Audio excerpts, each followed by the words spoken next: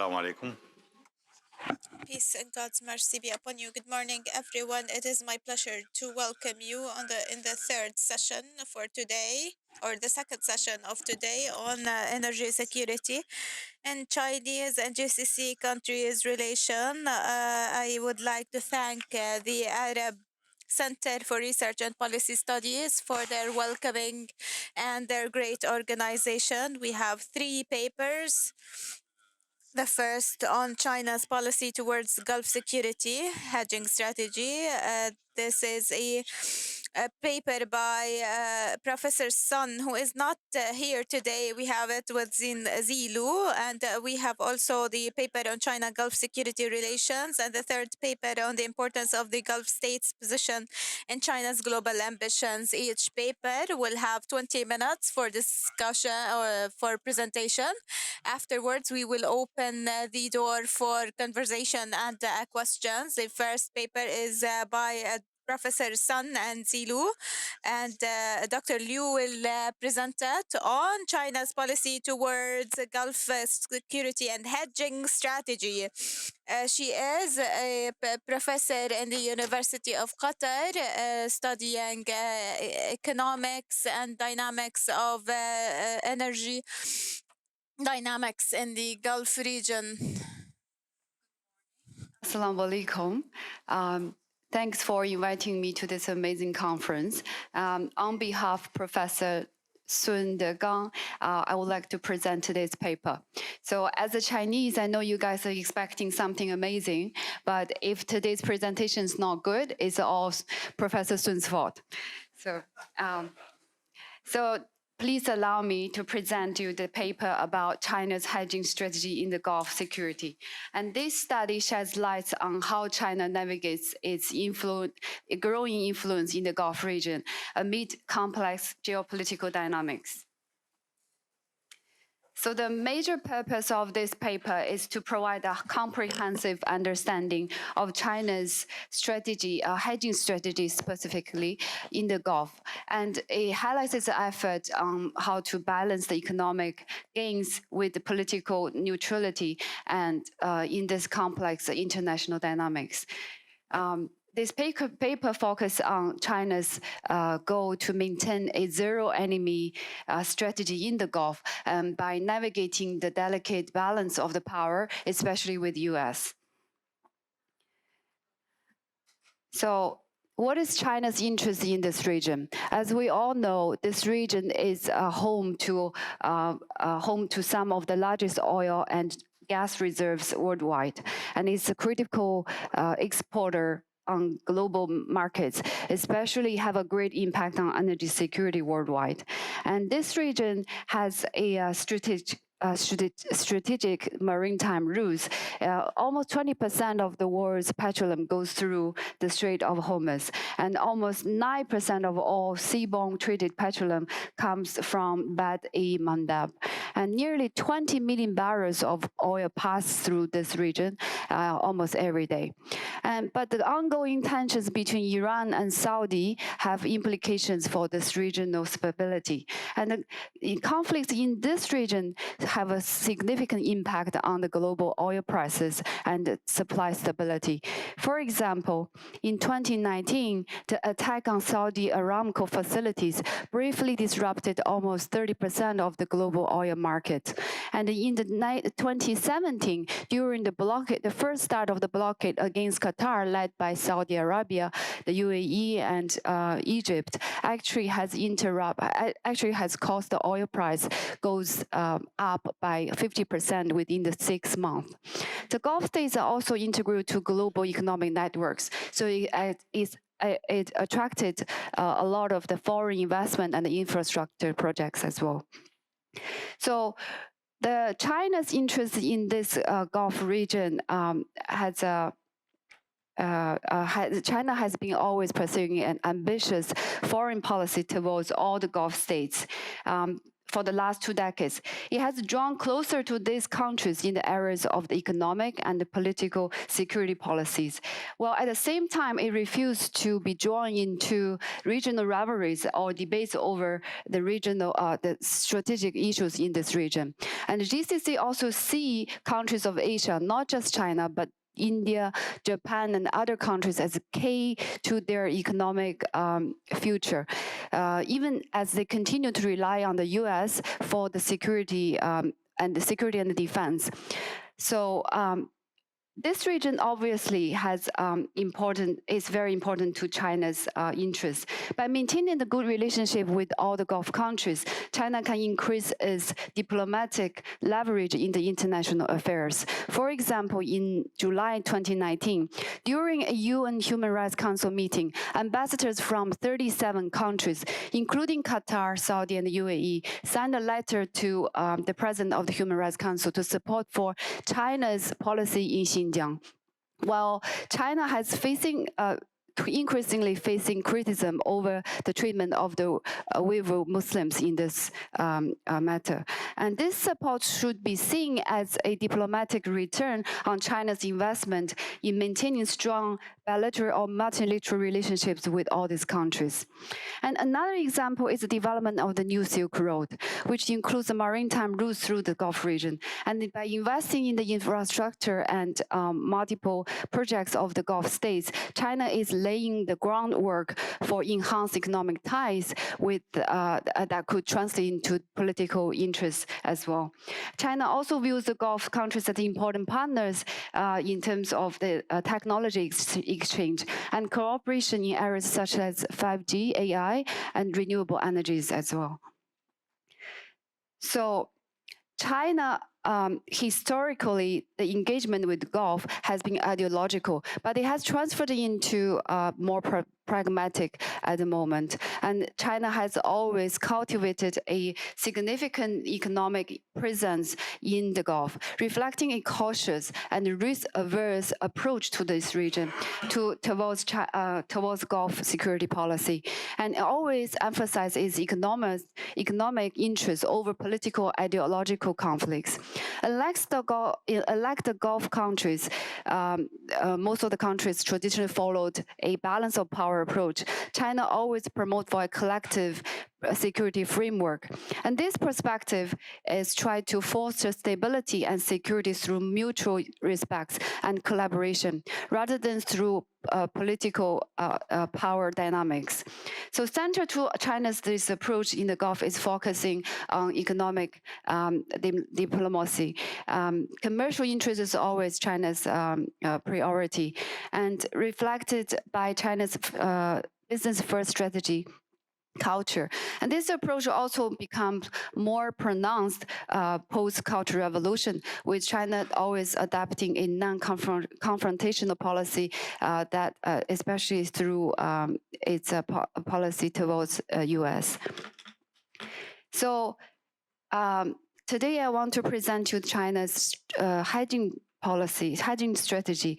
This is a strategy actually derived from a traditional Chinese culture, it's Taoism and also Confucianism, always deal with the conflicts with peaceful solution. And central to this approach is pragmatic sense, where economic interests are always prioritized, and China always seeks to maximize its economic interests while minimizing the political entanglement, thereby avoiding any regional conflicts or avoiding any direct involvement in the regional conflicts. So this strategy also can be explained by even-handed approach. So China refused to align itself with any bloc or any countries in the region. Instead, they focus on diplomatic engagement and multilateralism. And this stands on contrast with the more traditional power-centric approaches that allows China to navigate the complex dynamics in the region without any committing to one side over another. And adaptability and flexibility is also another key to China's approach in the region. And this policy and strategies are not static, but continually been re-evaluated and adjusted based on circumstances and opportunities.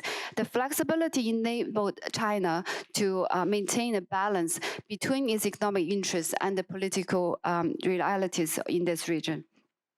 So this hedging strategy has 5 pathways in this paper. The first one is the primary strategy in the Gulf is always to avoid the direct confrontation with the U.S. This is achieved by engaging with the U.S. on selected issues where mutual interests align, and then rebuild trust and manage potential conflicts. So is this possible? Actually, yes. In 2020, an example presented this argument. The NASA researchers have been permitted to study China's Chang'e's 5 moon samples. This is actually a remarkable step in collaboration between NASA and the China National Space Administration. A significant part of this strategy involves navigating the complex field of technology and security. So there is a common interest in the security matter as well. Particularly, it can address U.S. anxieties over China's expanding technology and maritime projects. Additionally, China's involvement in the civil nuclear power projects and advancement in space technology also been conducted with a keen awareness of U.S. sensitivities. This has been then proved by China's cautious approach in maintaining a balanced relationship with the U.S. in the Gulf. And the third pathway is about China's strategy in the Gulf to propose a multilateral effort in conflict resolution. China has always played an active role in the international discussions and consultations, especially towards the Iranian nuclear deal. This actually proved its commitment to multilateral diplomacy. Similarly, in the Yemen conflict mediation, China has made effort to mediate and foster peaceful solutions. China's involvement in the UN Security Council also further underscored its delegation to play a constructive role in the Gulf security affairs. Another key example of this strategy is China's advocacy and the dialogue consultation towards its response to lifted tensions following the incidents happened when U.S. drone strike attacked Qasem Soleimani in 2020. So the fourth pathway is China engaged the Gulf countries to adopt a balanced it's actually China's policy towards the Gulf countries to adopt a balanced policy that maintains a security partnership with the U.S. at the same time and can fostering economic ties with China. And this approach is grounded by the principle of non-alignment and promoting an independent stance in international relations. By doing so, China is trying to avoid any entangled relationship in the regional geopolitical conflicts, instead focusing strengthening the economic ties and the trade partnership. And this strategy allows Gulf countries also to navigate their relationship with the major powers without choosing sides, maintaining a geopolitical and geo-economic equilibrium. And the next pathway is to promote a collective security. China promoted for a community or shared future for mankind. And this concept stands in contrast to US-led defense practices in the Gulf and for the security dilemma. Through this approach, China promotes a peaceful solution and coexistence based on mutual interests and respect and collaboration among all Gulf countries. And this inclusive security approach is trying to foster stable and harmonious regional environment. This also offered an alternative to the additional defense alliances and emphasizes comprehensive security measures that encompass economic and social aspects. So the last pathway is China seeking a pragmatic cooperation with all Gulf countries. This actually includes its partnership in high-tech sectors such as 5G and AI, as well as strengthening energy and defense ties, especially with Iran. This approach also can demonstrate China's broader South-South collaboration model, emphasizing economic and technological collaboration with the developing countries. So that by diversifying its economic engagement beyond just the energy infrastructure investment, China was able to build robust and multilateral relationship with all Gulf countries, trying to meet their economic technology needs. So China and the U.S., the dynamic in the Gulf is actually different. They have different perspectives over the security governance. Well, U.S. predominantly focuses on geopolitical interests and forming alliances, but China is driven by more by economic considerations and emphasizing trade and partnership. So this diverse creates a complex landscape of strategic rivalry and cooperation as well. A key concept of this dynamic is the management of U.S. concerns over China's technology and advancement and maritime projects in this region. So China has been very careful and calculated in dealing with U.S. to maintain the stability and advance its interests in this region. So all the theories parts are done. I just want to show you what the data has telling us so far. The economic partnership has shifted in the Gulf region for the past 2 decades. So while Washington remains a critical security and investment partner for the Gulf region, but Beijing is actually the region's most important oil export market by so far. And the GCC exported nearly 10 times more crude oil to China than the US by 2022. And let's look closely. Actually, this regional governments rely on oil exports. We all know that to finance the state sector and the dispense patronage. But China's oil demand is critical for GCC's power structures. So it's especially for countries like Oman. Almost 35% of Oman's GDP comes from the export to China. And for instance, and actually the oil and gas sector accounts for almost 72% of the government's revenue. And China intakes about 90% of all Omani crude oil exports. Beijing has also invested heavily in Oman's infrastructure. So this collaboration is not just in one side, it's a mutual collaboration. And China has invested $10.7 billion to construct the Dukang port and in the industrial zone. It's strategically located. This port is located very close to the Strait of Hormuz, which has signaled China's balanced interests across the region as well. And then the next graph, I just want to show that China has not reduced its interest even during the conflicts in this region. So between 2017 to 2021, there was a severe blockade against Qatar, led by Saudi and UAE and the other countries as well.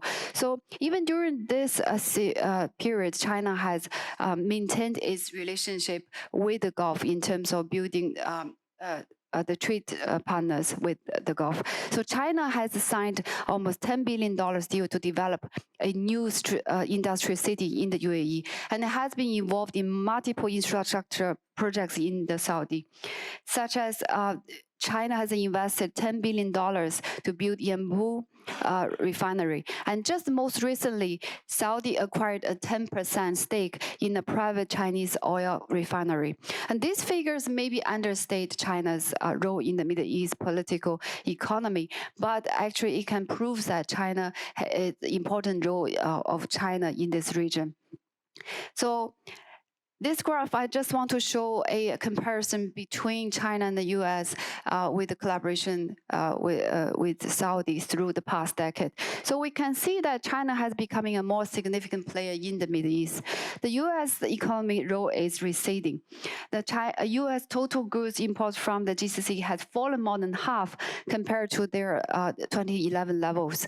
And this release of the China's Arab policy paper in 2017 stated that Beijing identified the Gulf as one of the 6 economic pillars to achieve its Silk Road economic belt and the 21st century maritime Silk Road initiative, this mega projects. So this initiative promoted a 1+2+3 collaboration pattern with energy at the core, followed by infrastructure and construction to be better facilitate trade and investment. Then the final is a joint development of new technology. So this strategy not just built business clusters that fulfilled strategy of China, but also can be a key pillars, also achieve the key pillars outlined in the Gulf region visions plans as well. So by 20, the last point is China has, and the GCC released the most recent action plan is from 2023 towards 2027. They will be collaborating in the field of energy, finance, investment, innovation, science, technology, aerospace as well. So this MOU was signed last year in Saudi's summit. So the last one, I just want to mention that maybe China has invested a lot in the ports or for the past 10 years, it has almost nearly 100 locations in over 50 countries. But so far has signed 70 bilateral and regional shipping agreements as well. So China promoted this port investment is all for commercial. But the United States and its allies has grown increasingly concerned about the potential military implications. But can China really use overseas ports for military purpose? Here's the data. Actually, less than 15% of China's ports was owned by China, or own a majority share. Actually, the majority of it is that China doesn't own a majority share. But for naval use, it's possibility, but only where China has ownership.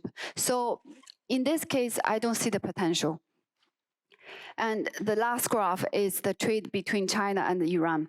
So this graph is actually illustrates a clear demonstration that China cares about the sanction from U.S. And as the sanction lifted, there was a trade between China and Iran increase, and the sanction is when the sanction is becoming severe, and the trade is becoming less. So the conclusion. In conclusion, the China's approach towards the Gulf is characterized by its hedging strategy.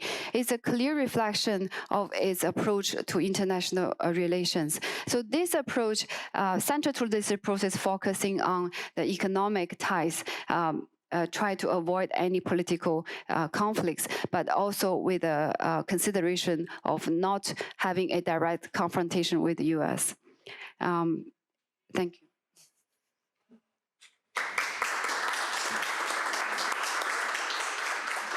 شكرا جزيلا للدكتورة. I'd like to thank Dr. Silu, which talk about the hedging strategy. Would like to remind you that the oil security is one of the key pillars of the PRI initiative of China. That's why it plays a key role regarding this road and belt initiative. Now, our second presenter, which will be presented by retired Colonel Dafar Ajmi regarding the China Gulf security relations, initiatives, and challenges. This is of a military nature presentation.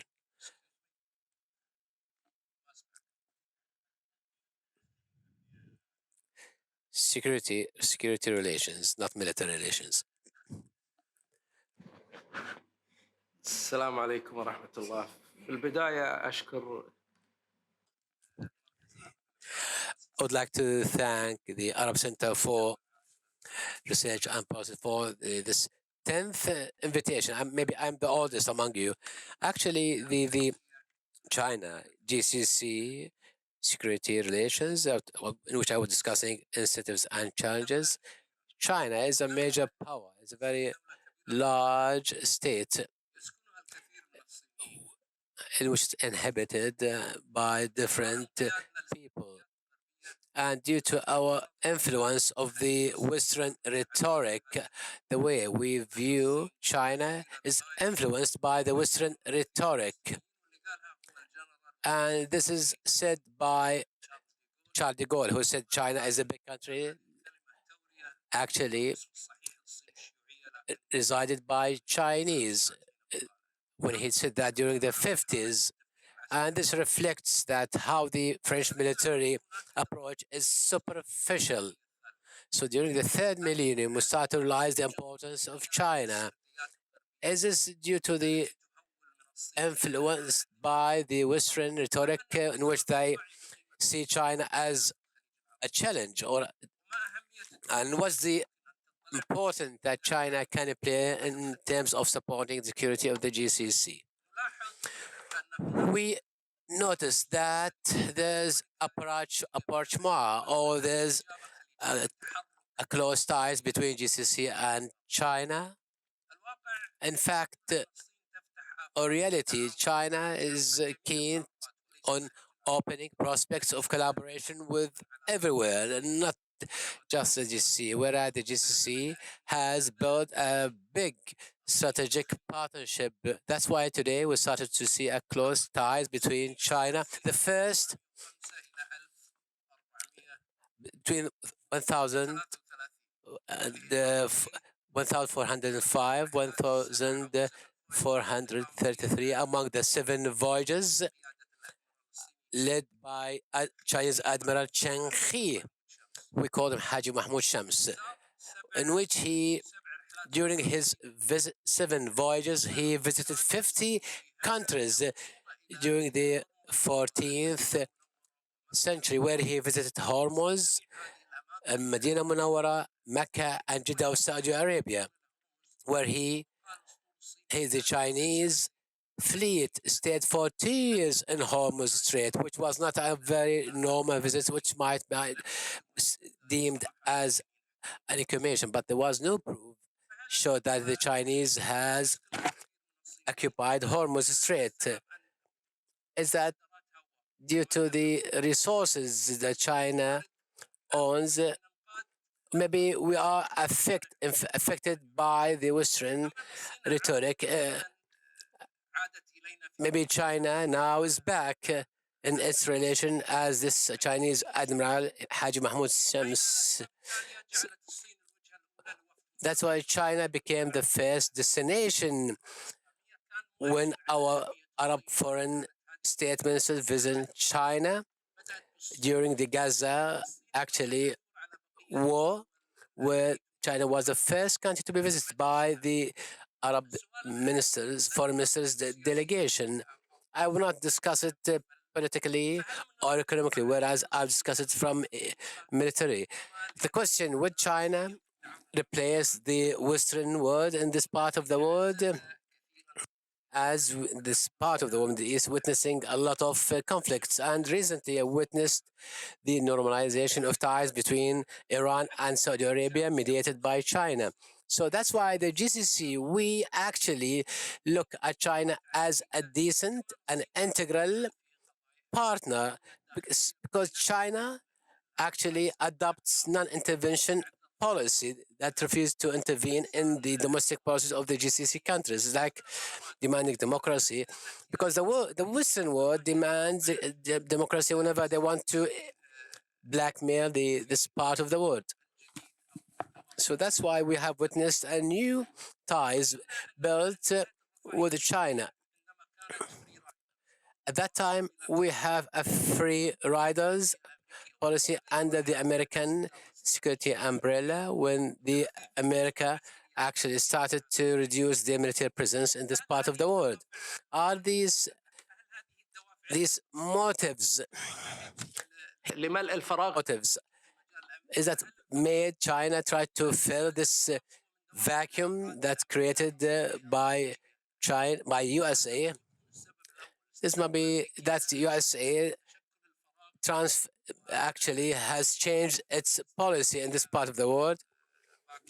as we this result in generating vacuum in this part of the world. One of the motives of the GCC China relations at the beginning, there was a very limited partnership. I can remember 3 decades ago, Saudi Arabia and Kuwait purchased some military equipments in the form of artillery at that time or cannons. At that time, Chinese people used to visit for military friendship visits or exchange. At the same time, we have Chinese presence in Djibouti. Djibouti, it's like a mall where each Western country tried to open a branch there. Yes, yet, in spite of this military base are not effective enough in the long range projection. One of the GCC China security relations that the China itself started to actually try to approach this part of the world due to the military technological shifts. China still focusing on the conventional weaponry, where they now started to develop a latest state of art and developed military weapons like drones, laser guided weaponry, magnetic cannons, counter airplane rockets. That's why Chinese military industries has grown and developed. Another factor that make the GCC turn around to China is the flexibility of Chinese policy. General Michael Corell, he is the CENTCOM commander in the Gulf. At that time, during his testimony and in front of a committee of the Congress in last March, he was asked for the reason of Chinese increase of sales of weaponry to this part of the world by 30% comparing with the last decade. This USA general, we have a mutual concerns regarding those who are in the field or the American policymakers. The reasons for this increase of purchasing of Chinese weaponry is first the expansion of ties and relations between GCC and China, as well as China is willing to send this shipment of arms as soon as possible with at least terms and conditions. At the same time, the Chinese are willing to provide all required details on this weaponry, and the Chinese are willing to provide the GCC with any kind of weaponry without end sales agreement, if that includes things that you should do or do not, or limitation whom you can resell this weaponry or allies.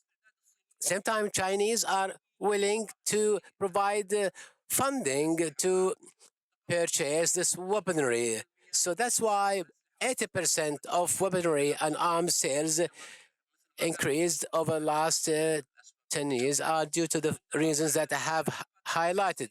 One of the incentives or the motives of the GCC-China relations that China succeeded and made it to promote different types of weaponry where the Chinese offered the best of their weaponry, and this opened the opportunity for like the BZ cannon.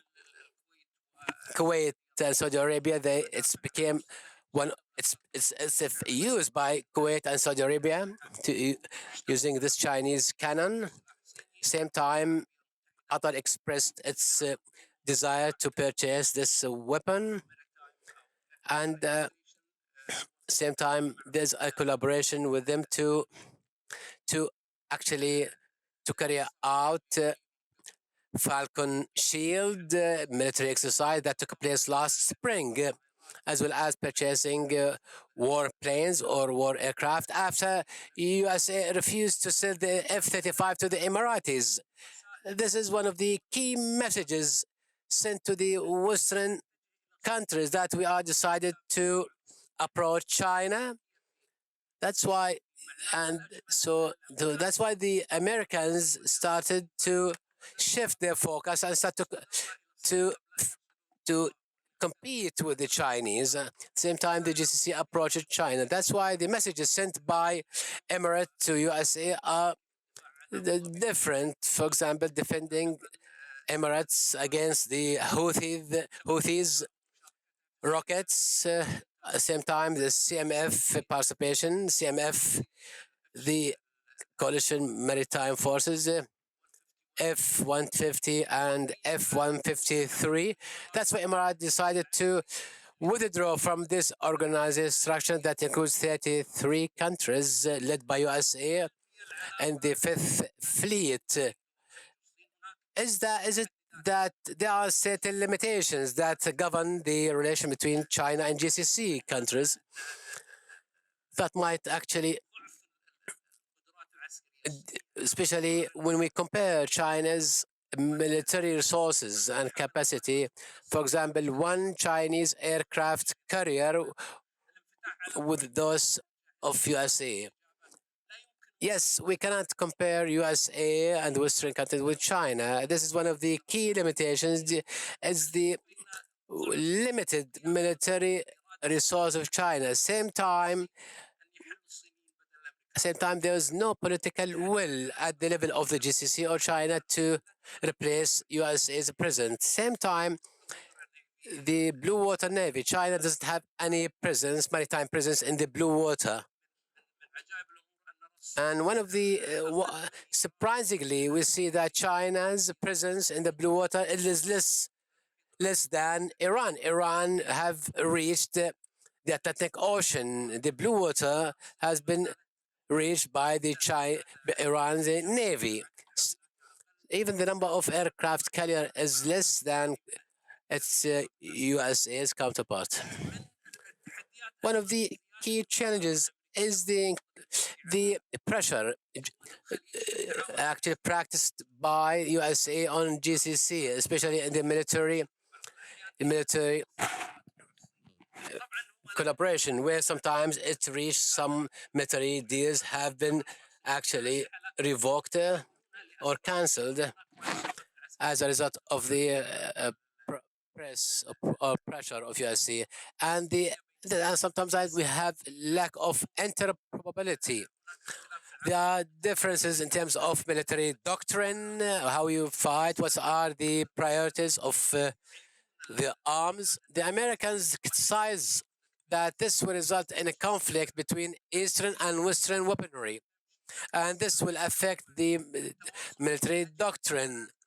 I still remember, in one of the GCC countries, there was a tank, and the command control cannot communicate with this tank due to the different communication system between the command center and the tank operational communication system. In addition, that the Americans as well, they heavily rely on the GCC rocket arm or shield.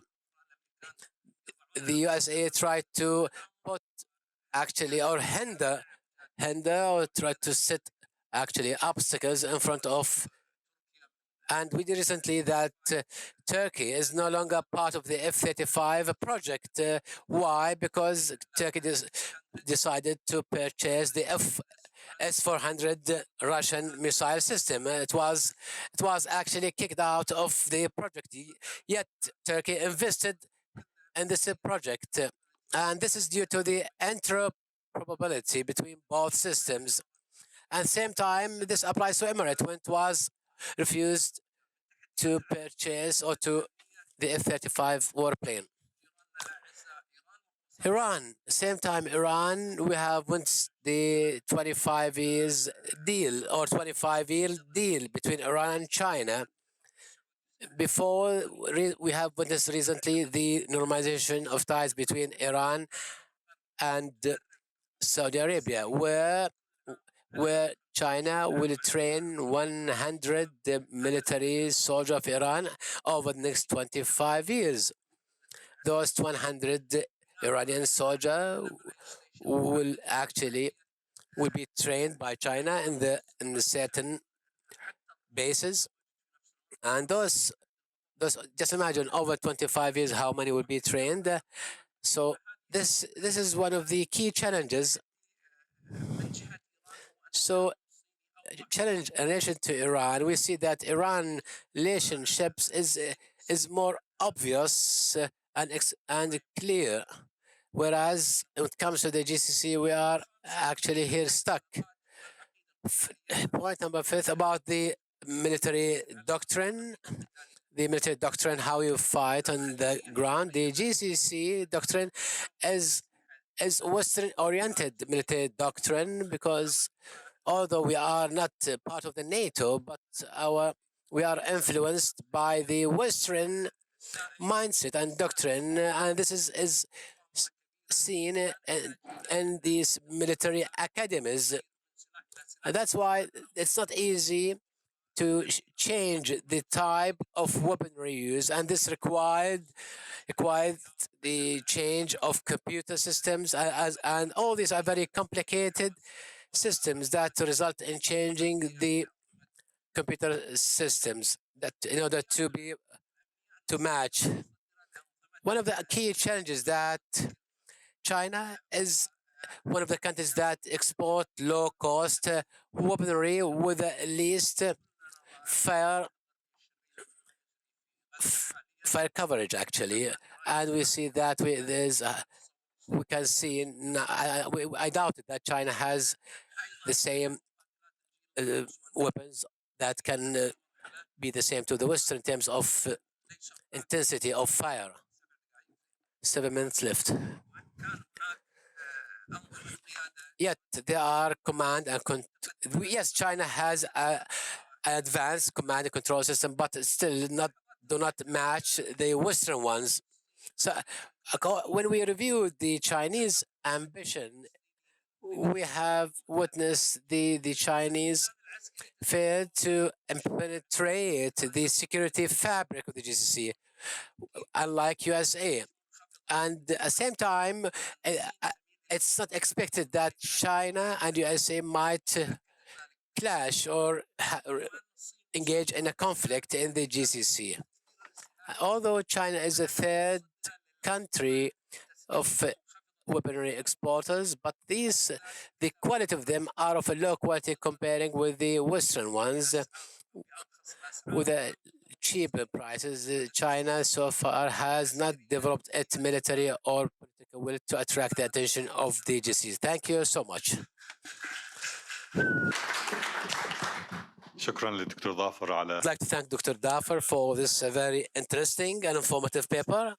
I would like just to remind you here, the Chinese voyager who visited the world 400 years ago, 4 of these voyages were in Oman, where Oman was the first country to dispatch an ambassador to China. And there's a statue in Salalah of Oman to commemorate this Chinese voyager.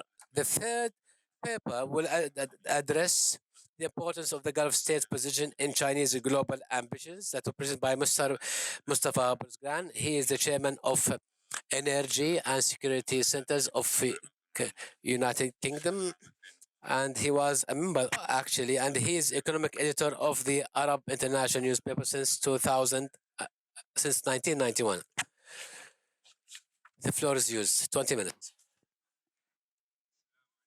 God's mercy be upon you. First, thank you for the esteemed attendees, and all thanks goes to the Arab Center for Research and Policy Studies for holding this important event. Of course, the timing could not be better since the Chinese Gulf Summit.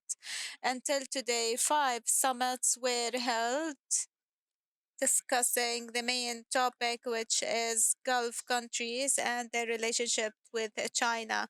So we will start with the title of this paper, which is Strategic Relations. Can we reach a strategic relationship? We are talking about energy. We talked about the political aspect, economic aspect in some papers, and also military and geopolitical aspects. Now we are talking about energy. Can Chinese GCC relationships have a beginning for an influential world pole? So for the GCC and China, GCC have the fossil fuel resources, which is oil and gas, but there is no use or place for coal.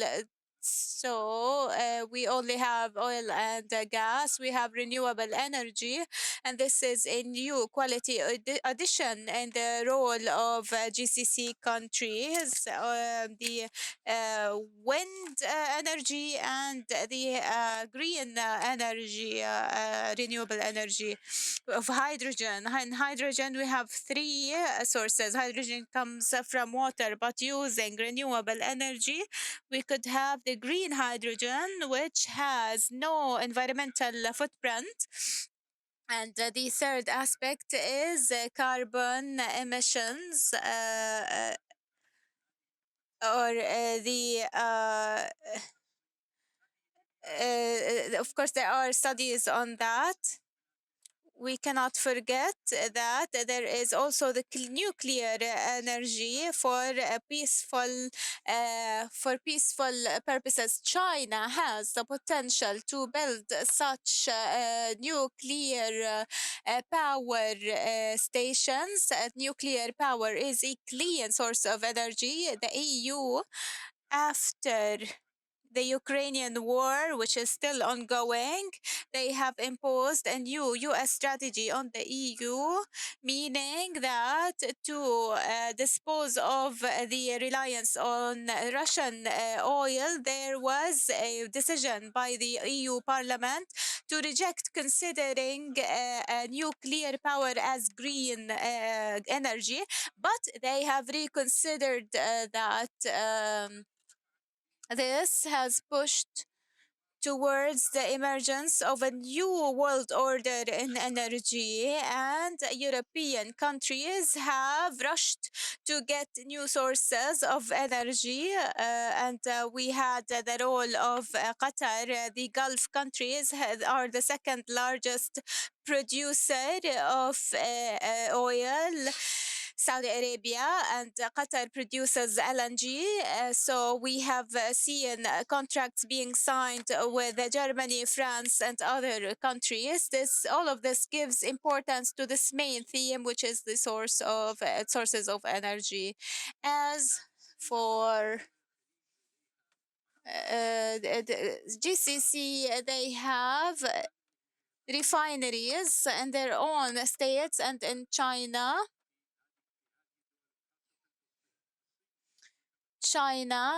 is moving towards a certain direction because it has great needs. It imports 15 billion barrels, which are expected to increase into 17 billion. And this highlights the importance of GCC countries for the Chinese economy. Going back to the presence of China in the monolateral new world order. This new world order has been for conceptualizing for years. China has been attempting to change its ideological strategies in order to penetrate this new order. This reflected on its policies with the Gulf countries. It started to exert efforts to communicate with Gulf countries, and the first of its diplomatic relations were between China and Oman, and China was the main partner for the extraction of oil in Oman. And we must mention that China was the first country that acknowledged the Palestinian Liberation Organization. So China has presence. Some people think that China has come into the scene only years ago, ago. But no, China has been there historically for a long, long time. As for the foreign policy of China towards the Middle East, including towards GCC, it has gone through phases. China, after the civil war in 49, it declared its independence and announced itself as the independent Chinese Republic. And there were international recognition of the state. China started playing diplomatic roles to be acknowledged. There were confidential visits of the of Kissinger, who passed away a few days ago. A confidential visit in 71, and was followed by diplomatic relationships at the expense of the U.S. relationship with Taiwan. All of this proves that China has potential, has impact and influence on the international arena that are not dispensable.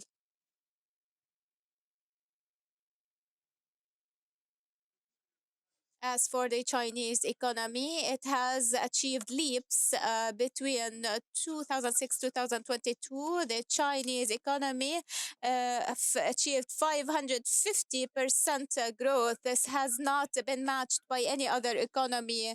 And during COVID, the growth of Chinese economy was 9 to 11%, and none of the economies of the G7 was any close to that. So any comparison of any European economy or international economy with the Chinese economy was not even viable, because China had great economic potential, investment potential. It supports states that could have a cooperation with it, GCC first and foremost.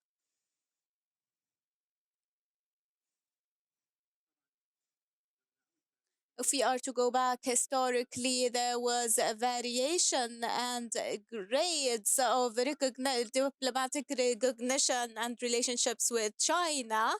We have witnessed the Gulf Summit, the Gulf Chinese Summit, which had three main results. The first of which is the Saudi-Iran rapprochement, and the second point, the UAE, Iran, and Saudi Arabia joining the BRICS group, and third, the bilateral relationship between GCC and China. The investment took a leap, 1,000% afterwards. There were investments by companies, Gulf investments in China, and many projects that were signed afterwards. Yesterday, we have seen discussions on the vitality or the viability between of the relationship between China and Iraq, and can China, through its interest in the Gulf, pressure Iran and change its political stances? The Iranian-Chinese relationships are not new, they are historical. The first Asian country that acknowledged China in 49 was Iran. They have other developing relationships. There were visits by the Chinese president to Iran in 78 before the revolution in Iran. After the revolution, what did China do? They apologized to the new regime about the in-depth relationships with the previous regime, and they started new relationships that had great role in armament and in stopping the Iranian-Iraqi war. This is a point that is worth mentioning. And so the Irani-Chinese relationships are not new and could be built on a long-term basis, especially that today is China is the largest importer of Irani oil. You could ask, how does China get Irani oil? They get it with subsidized prices, and the meeting before OPEC and OPEC Plus, when the major producers of oil decreased their production, the prices did not increase. Why? Because on the market there is Russian oil with the lower prices and Irani oil with lower prices. And this is a main point. What is the role of Iran, especially be it in the direct influence on the Gulf or and the on the economies of GCC countries? Beijing played a role in the armament of Iraq and Iran at the same time. That is worth mentioning. And for the Chinese, he said Chinese, but I think he meant the Irani Saudi rapprochement. I hope that this step is a reconsideration of the Irani geopolitical steps in the region and not threatening the Gulf security. This is a point that represents a beginning, and there might be lessons on the Chinese discussions. If we are to talk about Chinese-U.S. discussions 4 years before COVID crisis, there were intense discussions.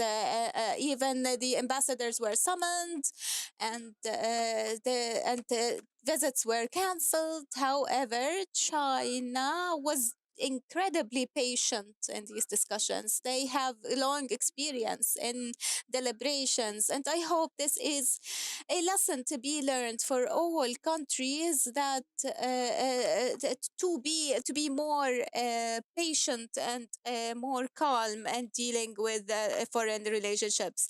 The major challenge, this was said by the UK Prime Minister during the G7 summit.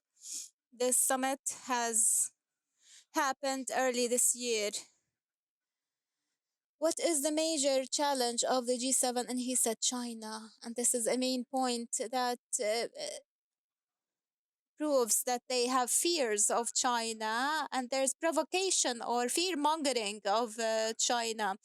And the representative of the EU during the summit said that we have to stop the BRI project or initiative because it has become a threat to the geopolitical situation, especially in the international south.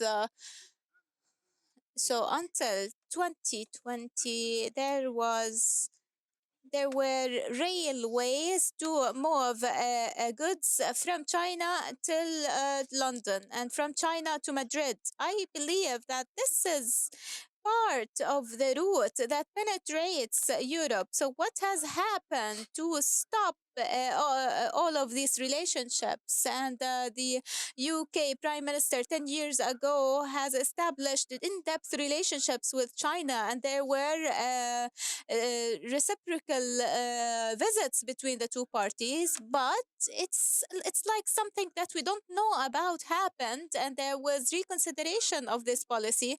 Of course, eminently, the US has played a part in that, maybe to cut the ties between the two parties, or instructed the UK not to continue. And despite the high prices that they had to pay, EU countries used to get this energy for $4 per unit, and now they are paying $36 for per unit. What is the effect on that on European economies?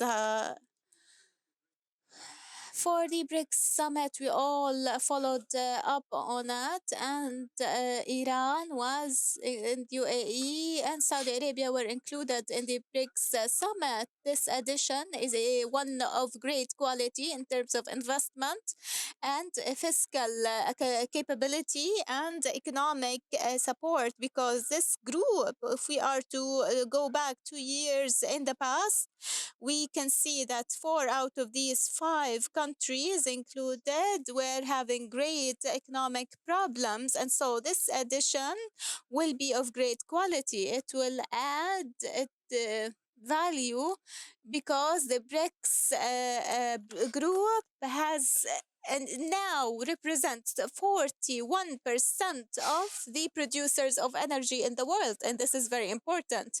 Also, the 20 summit was held in India. This summit, we need to mention that there were disagreements between China and India during this summit. And I was surprised that some people are saying that there's an alternative for China, which is India.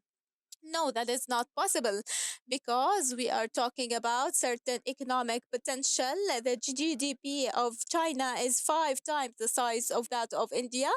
And so we need to take into consideration all of these numbers in order to make proper and sound decisions when it comes to our sources of energy. And as for the Silk Road,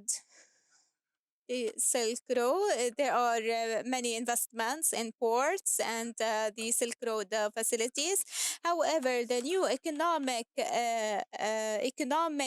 bridge or the Gulf route, which was adopted in the India summit, there were some study on economic vitality or feasibility, and this makes Gulf as a gate for the sources of energy to Europe and the world in general.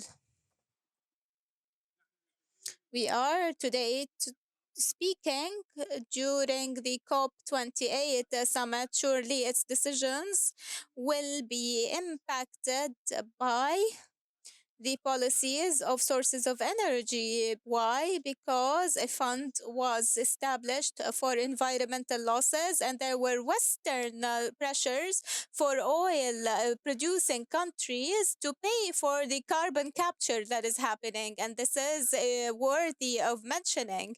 There were pressures on the countries that have these sources of energy. As we said in the beginning, we can consider GCC countries as a hybrid source of energy, meaning fossil fuel and renewable energy. China can provide technology and techniques in this regard, and this shows that there are strategic relationships that could be used. If we go back some years in the past, there was a trend or an inclination to stop depending on the oil and gas, but there were problems in that because renewable energy is not cheap. We need to have sources of funding. The oil companies started investing in renewable energy. However, after the losses in COVID crisis, the budgets of the states were no longer affordable, were no longer able to afford these losses, and so they restarted their investments in fossil fuel. And there was a project for 2030, 2035 to stop depending on fossil fuel, but I personally do not see that happening before 2050. For China, there is an important point in the COP conference. China depends on coal. And if they approve the decision to stop using coal, then China will be in great need of sources of energy from the GCC. This needs to be taken into account. China is the largest producer of electric cars. They produce 90% of these cars around the world. They are electric, environment-friendly cars. However, they do cause pollution, some pollution in the environment. Last but not least, since we do not have sufficient time, what is the style of strategic relationships? we need to talk about the contracts of LNG, not just oil. This is specific to Qatar, which is the largest producer of LNG in the world. These are long-term contracts. So Gulf Chinese relationships need to be strategic, built on clear pillars for a long time, since we know that China has all of this potential and has the need for GCC and has also the technology that we can use. So I think we can get to a point where there are strategic GCC China relationships that form a great international pole in the international arena. Thank you. مصطفى ونبدأ. I'd like to thank Dr. Mustafa. We open the floor for questions and kindly name the person whom you are asking. And same time, introduce yourself. شكرا سيد الرئيس وشكرا ل I would like to thank the very outstanding presentation presented by excellent presenters.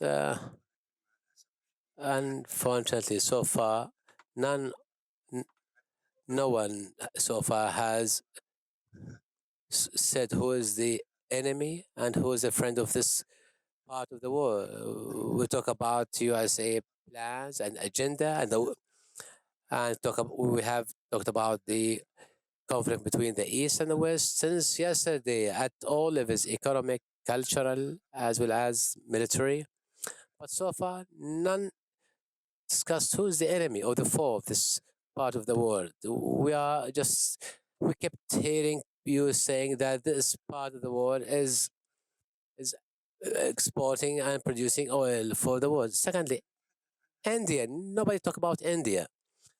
China 1.2 billion, whereas India 1.3 billion population. India is a nuclear country. India is a multi-layer economy, and they claim India actually exports technology. Last point, whom would like to know who is our friend and our enemy. And historically speaking, the documents I have with me now says the relation between China and the Arab country of GCC go to 3 BC, where the first voyage has arrived in Oman, then it continued to Al Basra of Iraq, and they returned back to Oman, and these visits were exchanged. It's even before 1,400 something. It was so India is alarming. الهندي في البحرين. We have the GCC countries host more than 15 million Indians working here, including those illegitimate workers. Talk about 17 million people who live in this part of the world. We don't have one single Chinese, 10, 20 Chinese in this part of the world, whereas we have too many American military bases, more than 40,000 American soldiers. At the same time, we have more than 14 or 17,000 Indians who work with the Americans. What are the risks? مستقبل لهذه المنطقة في So how can I guarantee the future of this part of the world over the next 20 years? ما كنت أرغب حقيقة. I wasn't to plan to talk, but Dr. Muhammad provoked me actually. In fact, I totally agree with him that raising these concerns. So it's better to have concerns in order to take a preventive measures, but these measures should be based in informed factors. Yes, we have concerns in the GCC, and this is reflected in different pathways. And mainly we talked as Arabs. What give me one issue or one dossier that brought us all together as Arab states. Yes, this is a fact. We should no longer talk. We are as one unity as Arabs.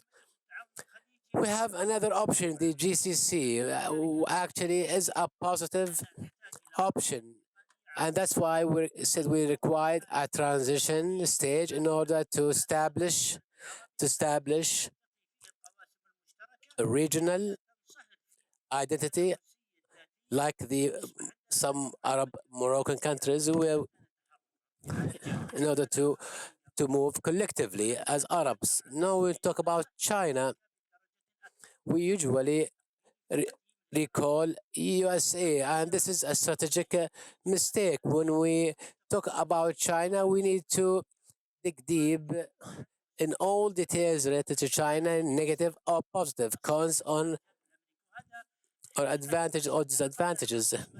Before I established my center 15 years ago, the Arab Russian centers, before I have made a lot of meetings with our Saudi and GCC counterparts in order to reach a conclusion, which is that those who talk about the Arab or Saudi or GCC Russian ties only through the American perspective or through American conscious. We are applies the same thing now. When we talk about China, we look through it through the Western eye or USA's eye or perspective. We need to be freed from the American actually shackles or from the American restrictions. Yes, Dr. Dhafar, I totally agree with you. The American military presence, but the Chinese presence is a new model of a presence, but not a military. And I believe this presence will have more control of this part of the world. We have witnessed the war in Ukraine, how the new technology of war. So I believe now we need. Sorry for actually taking long. I believe we need to create awareness of our own. This awareness should be based on facts. We are not just an oil exporting countries. We are a part of the world that has of geostrategic importance. You know, the Chinese vice president came visited Saudi Arabia when he signed the 3 agreement with his crown prince Mohammed, and they decided to establish a big logistic investment Chinese Saudi company in Saudi Arabia. So I believe, in my point of view, I hope that Dr. Marwan, as you are the moderator of this session, we need to actually allocate a closed session to create Arab awareness regarding our strategic interests. Thank you.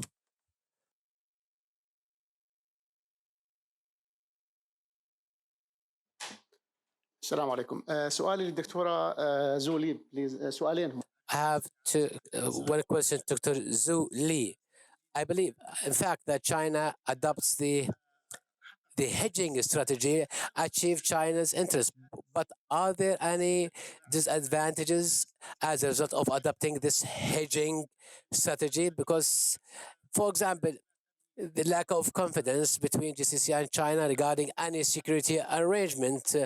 What are the negative aspects or resulted or emanated from adopting this hedging strategy? Secondly, for how long China will adopt the hedging strategy at the foreseen future in the light of new changes? China is looking for a bigger leadership role. At the same time, we see that the maritime or the navy forces of China are not defensive, they are offensive, and China maritime forces are no longer near to their Chinese costs, even regarding the brokering or mediation between Iran and Saudi Arabia. Can it be explained based on the hedging strategy or maybe other strategies that might be adopted by China in the future? Thank you. Thank you for the chair and all the 3 presenters for wonderful presentations. I'm Gang Zhen from Tsinghua University in Beijing, and I have a question for Colonel Dhafar Al-Ajami. I think 5 years ago, I think everybody were actually worrying that a major war might outbreak here in the Gulf region. But as we have seen in the past 5 years, the situation has been like a relatively stable and due to a lot of people's efforts altogether. But there were many other wars outbreak in the world, right? So to your opinion, like what are the major lessons that the GCC countries have learned like regarding all these wars in other places, like between, such as the wars between Russia and Ukraine, between Azerbaijan and Armenia, between Israel and Hamas, and how does these lessons might impact GCC's directions or projections in their security or weaponry cooperation with both United States and China? Thank you.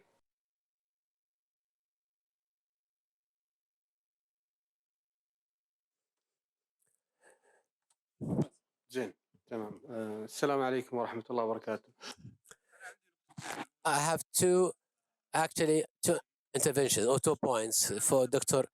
C. I totally agree with you that the Omani-Chinese relations are firm and very close. But to talk about the investment value in Ad-Doqom area of Oman, this is not correct. I believe that we heard that there's a big investment that will be allocated on Doqom, but has not achieved. So yes, there's a big trade exchange between Oman and China, where 93% of our oil export goes to China, but the size of direct foreign investment of Oman and China is very limited, very modest actually. So the question to you, Ms. Xi, as you know, so we have to talk about knowledge transfer, technology transfer. This is a challenge that we are facing with China. How can we transfer the Chinese? We talk about the private sectors. How can the private sector of the GCC benefit from the tech? As you know, there's a language barrier, and same time, how we can transfer technology from China to the private sectors in the GCC. So, what can we do in this regard? Secondly, for Dr. Mustafa, we repeatedly heard about different alliances. I talk about the GCC and China relations. Saudi Arabia made a lot of progress in terms of its relation with China, and this applies to United Arab Emirates. And we talk about one GCC unity. We talk about the BRICS, and at the same time, there's alliance between between Iran and India. So these multilateral or bilateral alliances, how they affect the relationship between GCC and China.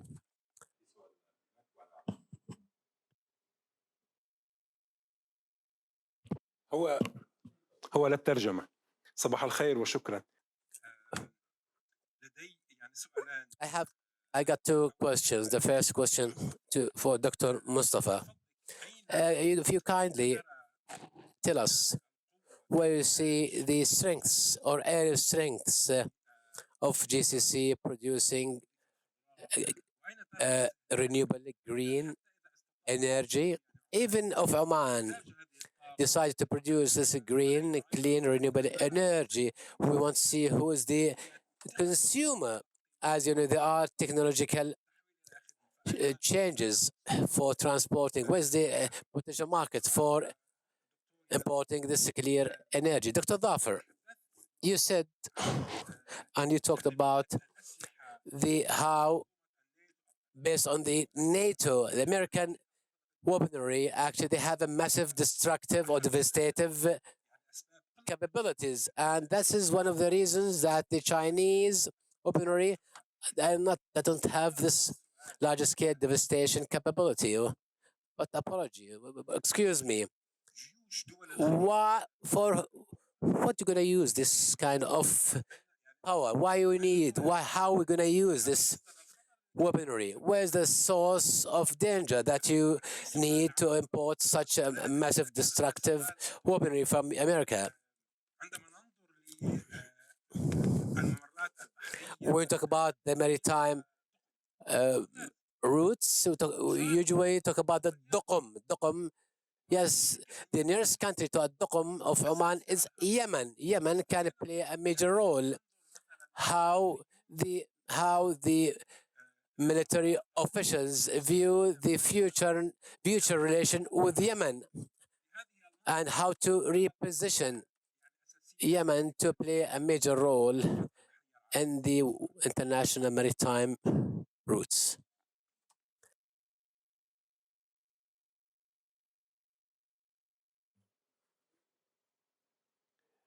شكرا سيد الرئيس.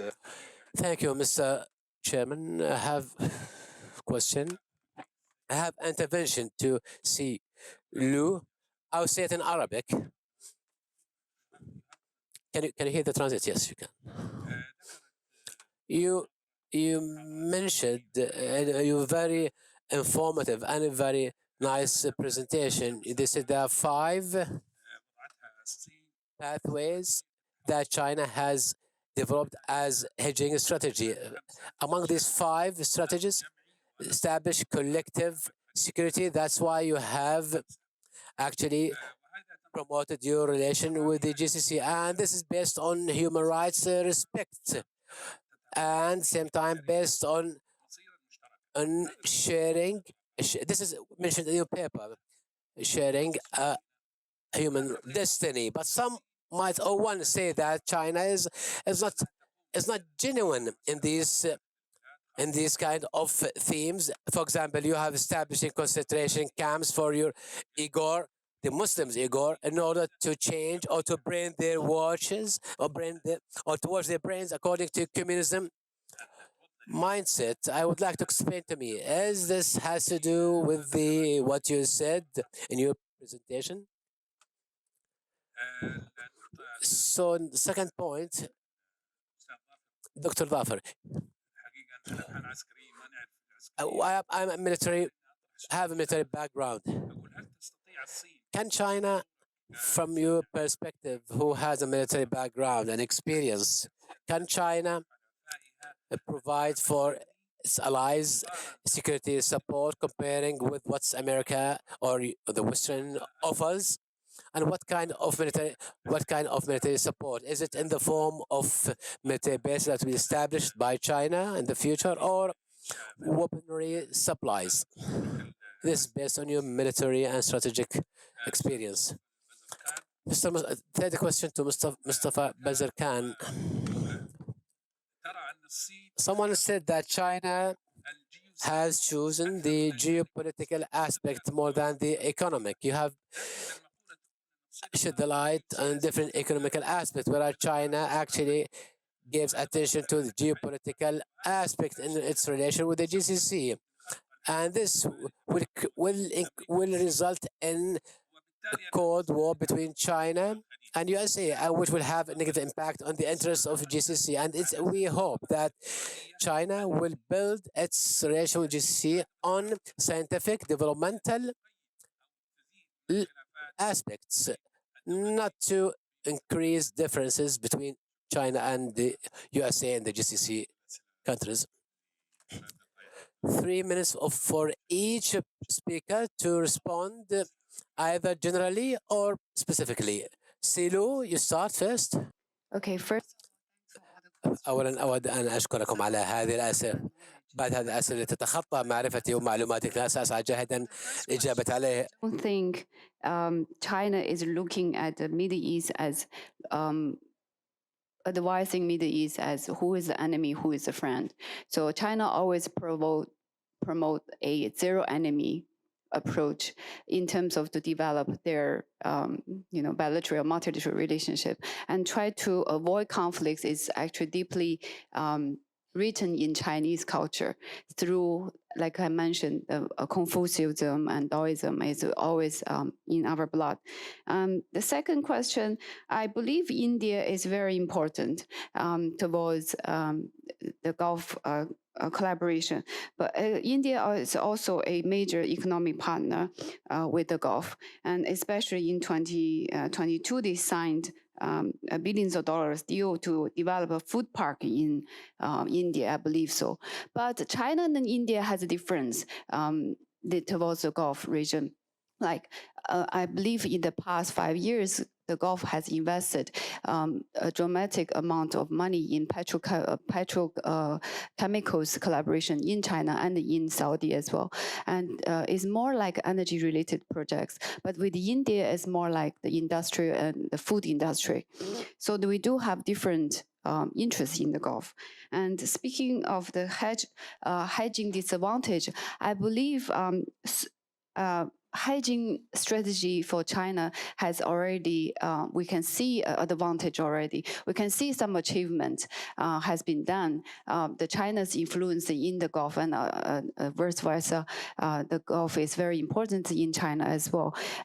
As a major energy trading partner, I believe to develop a let's say, a sustainable relationship with the Gulf, I think hedging is the best solution so far to try to avoid any conflict, try to not taking side when there's a conflict in the region. Of course, there are some disadvantages as well, but in the future, I don't know what can be China's strategy. The last question I didn't really understand about China's position about,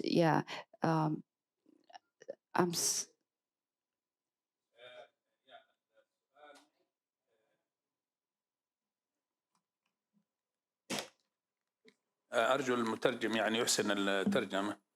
ذكرت المتحدثة في ورقتها أن الصين تنطلق في علاقتها مع دول الخليج. You said in your paper that you're following 5 pathways in relation between GCC are called hedging strategy. The 4th pathway that said that China promote its relation based on human rights and based on establishing a community where all humanity will share one destiny. This is mentioned in your paper.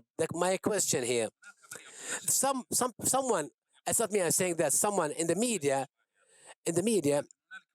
says that China is not genuine in these kind of mottos. You are not true. You have the Uyghur, for example, the Chinese Muslims who are now victims of communism mindset. You are trying to try to wash their brains of those Chinese Muslims. Maybe this will affect your relations with others in the future. Okay, thank you. So towards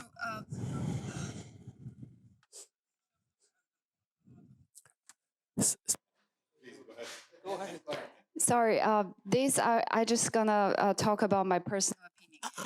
سأتحدث عن رأيي Of China, different يتعلق بالجالية أو المسلمين الصينيين towards the China's treatment over the Uyghur Muslim. But the problem is, in China, we promote a integrity among all the 56 ethnics. It's not just a Muslim, and also other ethnics as well. But Muslim community, it seems like has caused a lot of trouble in risking China's security issue. And towards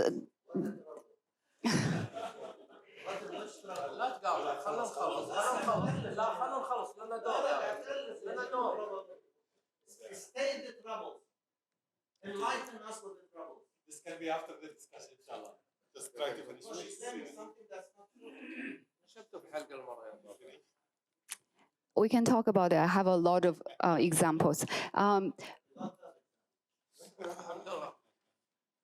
Well, the China's foreign policy may be affected by this, but I believe that the Chinese government can maintain its relationship through its strategy and try to maintain its attitude towards human rights as well.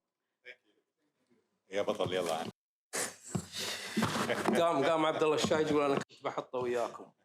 وحده عربيه ماكو، انت تقول وحده عربيه ماكو، وانت تقول حنا بير نفط وتطلب. No Arab unity.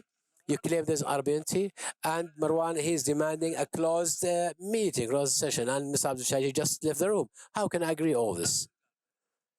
Yeah, Dr. Abdullah, he said we are not just oil exporting countries, we are more than that.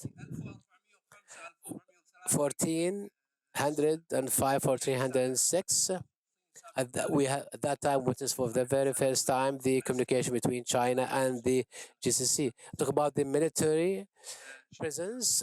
Hormuz Strait was occupied by China for 2 years.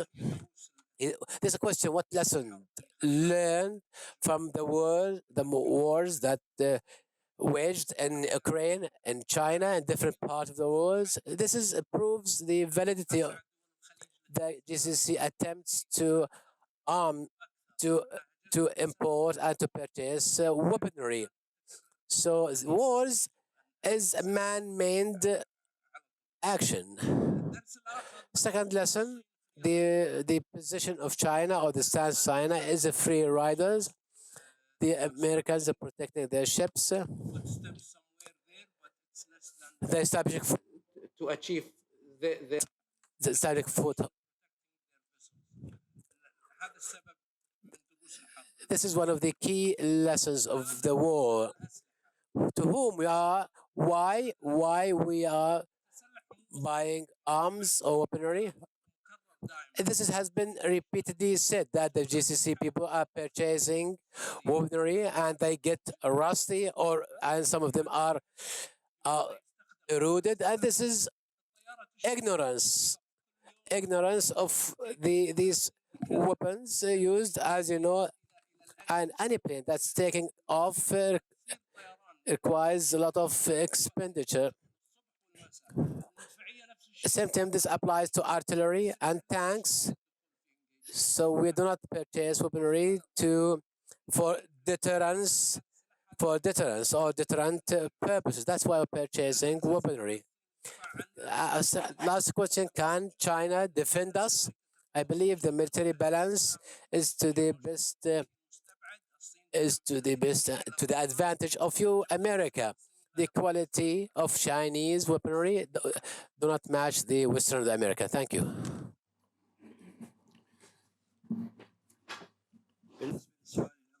Regarding the first lesson, I can resume the relation between GCC and China. It is like a cataract, waterfall from top to the bottom, and this requires taking a lot of actions in order to reach the optimal objective, and this requires adopting a strategy that governs the relation between GCC and China.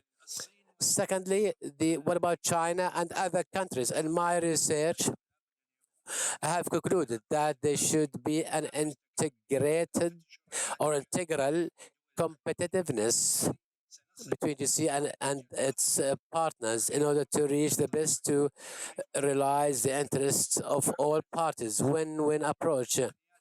Regarding environmental technology of the GCC, I believe the GCC now are planning to rely on renewable energy, even using our relation with China. China is famous of manufacturing solar panel and turbine for producing clear energy. Yes, China actually has 90% of the world's storage of precious metals and minerals, and GCC as well, aluminum, uranium, and other precious minerals are available in this part of the world, and this requires establishing industrial relation between GCC and China. And we have to mention that CAFCO company is the biggest producer of ammonia, of the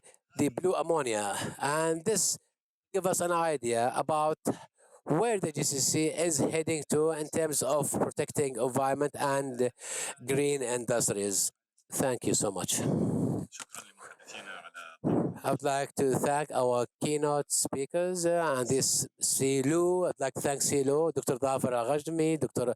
Mustafa Bazargan. I'd like to thank you for intervention and interaction.